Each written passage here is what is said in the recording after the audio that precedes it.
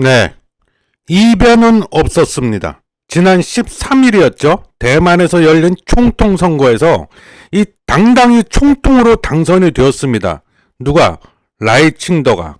라이칭더는 5월 20일 취임 예정이고요. 임기는 4년입니다. 4년.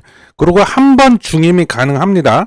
이 참고로 대통령제를 채택하고 있는 나라들을 보면 단임제, 연임제, 중임제 이렇게 뭐 이런 것들이 있는데 혹시 궁금해하실까봐 잠깐 짚고 넘어가겠습니다. 자, 먼저 단임제는 대통령을 딱 한 번밖에 못 해먹습니다. 더 하고 싶어도 못해. 우리나라가 단임제죠. 연임제는 연속해서 2번까지 해먹을 수 있습니다. 물론 그러기 위해서는 재선에 성공을 해야겠죠. 중임제가 헷갈리는데요. 그냥 이렇게 생각하시면 돼요. 이 2번까지 해먹을 수 있긴 한데 연임제는 재선에 실패하면 그냥 그걸로 끝.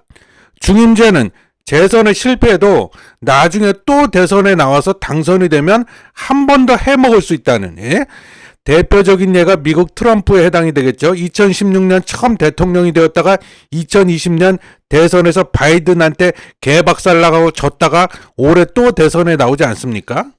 대단한 양반이다. 한편 민진당의 승리로 대만은 기존의 반중 친미 노선을 그대로 계승할 것으로 보여져요. 당연하죠. 아울러 이번 선거 결과의 특이점은 그동안 민진당과 국민당이 각각 8년씩 정권을 서로 주거니 받거니, 야 이번엔 너해, 그래 고맙다 친구야, 다음엔 너해, 이러면서 이렇게 주거니 받거니 했는데 요 관행이 이번에 깨졌다는 겁니다. 그래서 민진당이 무려 12년을 연속으로 시원하게 해먹을 수 있게 됐다는 점, 축제입니다.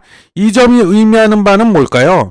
이 대다수의 대만 국민들은 현상 유지를 바라고 있는 것 같습니다. 여기서 말하는 현상을 유지한다는 것은 사실상의 대만 독립을 유지한다. 요걸 대다수가 원하고 있다. 저는 그것을 의미한다고 보고요. 중국과의 적극 협력하고 중국과의 통일을 부르짖던 어디죠? 국민당 허우유이가 떨어진 거 보세요. 특히 청년 세대들은 중국 본토와 연결고리가 더 약하기 때문에 아마 그럴 거라고 봅니다. 한편 이번 선거에서 부총통으로 당선된 라이칭더 때문에 약간 묻혔는데 이 양반도 참 대단한 양반입니다. 샤오 메이친이란 분인데 일단 젊어요. 53세라고 합니다. 53세. 이 10대 때 미국으로 건너가고 전형적인 미국 통인데요. 샤오메이츠는 라이칭더에 결코 밀리지 않는, 둘째가라면 서러운 친미 반중 인사라고 합니다. 인맥 또한 화려해요. 그래서 마이크 폼페이오, 트럼프 행정부 때 전 국무장관이죠. 존 볼턴, 트럼프하고 싸웠잖아요. 전 NSC 보좌관이었죠. 커트 캠벨, 바이든 행정부 NSC 인도 태평양 조정관, 뭐 이런 나름대로는 그냥 거물급인 이런 인사들하고도 친하다고 합니다. 권력의 쌍두마차인 총통하고 부총통이 모두 친미 반중파예요. 중국으로서는 매우 불편할 수밖에 없을 것이다. 지금 상황이 지금 이렇게 돼버렸다. 또 이번 선거의 그 득표율을 보면은요, 민진당을 라이칭더 샤오메이친 부부는 40.05%를 얻어 1위를 했고요. 국민당의 허우유이 좌우 사우캉 부부는 33.49%를 얻어갖고 2위. 그리고 중도 성향이죠. 제2야당인 민중당 커원저 우시닝 부부는 26.46%를 얻어서 3위를 기록했습니다. 이 MZ세대의 열렬한 지지를 얻으면서 따코스로 부상했던 민중당의 커원저 후보가 이 3위에 그쳤다는 게 저는 개인적으로 조금 아쉽습니다. 이 부분은 커원저, 허우유이 모두 아쉬워할 만한 부분인데요. 만약 선거 이전으로 되돌아가서 두 사람의 후보 단일화가 이루어졌다면 어땠을까 하는 부분이에요. 이 커원저 부부와 허우유이 부부의 득표율을 합치면 약 60%에 육박합니다. 이거 라이칭더를 꺾었을지도 몰라요, 이거.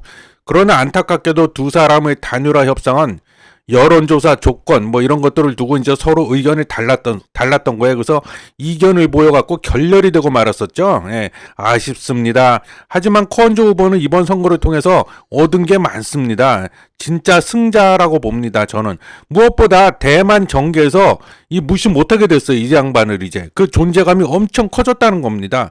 대만의 총통선거는 1996년에 직선제로 바뀌었는데요.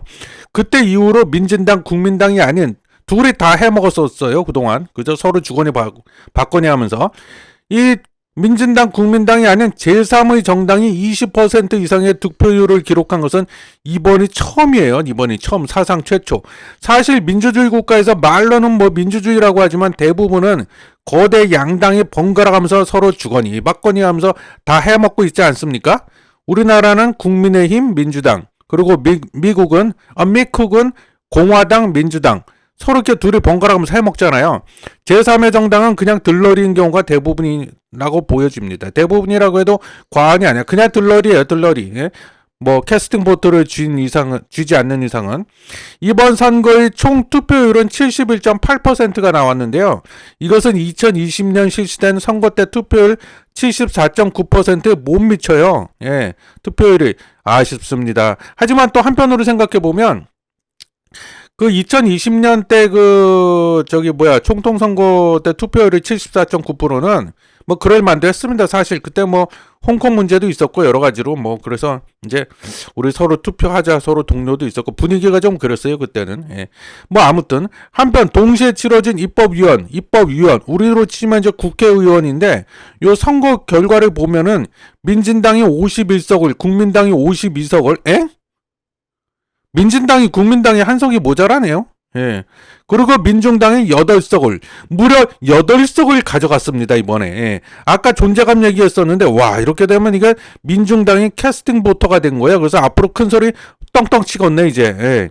한편 이번 선거 결과로 시진핑은 고민에 빠져 있을 걸로 봅니다. 예, 무진장 고민스러울 거야. 그냥 승질 같아서는 그냥 대만을 확 그냥 침공해갖고 접수해버리고 싶은데 아직 그러기에는 때가 아닌 것 같고 그냥 놔두자니 또 노골적으로 미국에 대만이 붙어버리고 있으니까 이제 이러지도 저러지도 못하는. 예.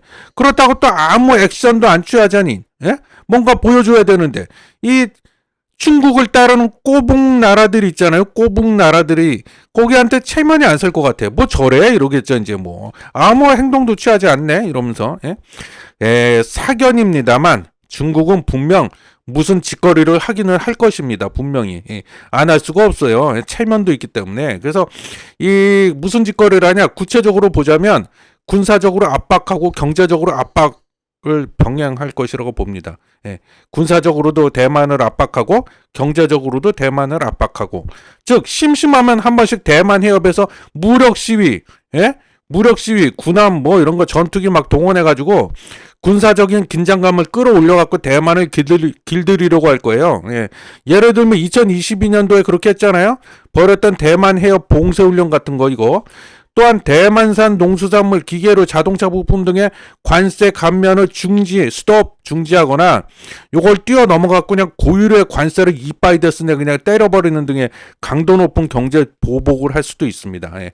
하지만 구체적인 중국의 대응 수위는 제가 봤을 때 올해 3월 열리는 뭐죠? 중국 양회, 전인대를 포함한 중국 양회 그때 구체적으로 이제 대응 수위를 결정할 것으로 보입니다. 중국이. 한편 정권 재창출에 성공한 민진당, 이 민진당 또한 친미 반중 노선을 표방하기는 하지만 지금까지의 행보를 훨씬 뛰어넘는 아주 그냥 과격한 그리고 급진적인 친미 반중 노선을 걷지는 않을 것으로 보여집니다. 왜냐하면 자신들도 급작스럽게 중국과의 관계가 악화 일로로 나빠지는 것을 원하지는 않을 테고 또 설사 그렇게 하려고 해도 앞서 살펴봤죠. 여소야대 형국이 되어버렸기 때문에 민중당이 캐스팅 보트를 쥐고 있는 상황이라 지 마음대로 지 꼴리는 대로 하기는 어려운 정국이기 때문이에요. 또한 중국으로서는 민진당을 견제하기 위해서 이제 머리를 쓸 겁니다. 아까 그랬잖아요. 군사훈련을 통해서 군사적 압박도 뭐 하면서 동시에 뒤에서는 또 이제 정치적으로 풀려고 하겠죠. 그래서 이제 그 민진당을 견제하려고 아까 그 민중당이 8석 가져가면서 캐스팅 보트를 쥐게 됐다고 했잖아요. 민중당이. 그 이제 접촉을 늘릴 겁니다. 물밑 접촉을 해가지고 자기 편으로 끌어들이려고 할 것으로 저는 그렇게 봅니다. 중국이. 예. 자, 이제 끝으로 정리하면은 이번 민진당의 승리로 중국은 분명히 불편해졌고요. 올해 5월 달에 라이칭더가 총통으로 취임할 때까지 대만과의 탐색전을 벌이는 한편 대만 해협에서는 몇 차례 크고 작은 군사 행동이 있을 것으로 저는 보여집니다. 예. 자, 그래서 일단 뭐 대만 총통 선거 결과에 대해서 초압축 핵심 위주로만 초압축해서 정리해 봤습니다. 감사합니다.